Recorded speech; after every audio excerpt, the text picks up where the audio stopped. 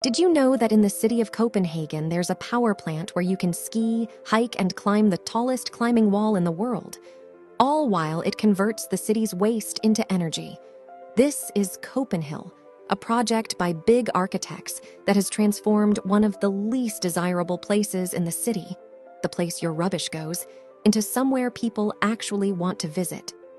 To achieve this, they designed a man-made 100-meter-tall mountain, one of the highest points in a completely flat city like Copenhagen, and they turned it into a dynamic community hub with rooftop activities you'd never imagine atop an energy plant.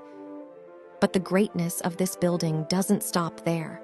While people are skiing or hiking, the building collects waste from the entire city and burns it, producing enough energy to supply about 90,000 households in Copenhagen with both heating and electricity. And see the steam coming out of the chimneys? It's not toxic. It undergoes a cleaning process to ensure it's just water vapor. A water vapor that, on cold days, can even become snow for the 450-meter-long ski piste.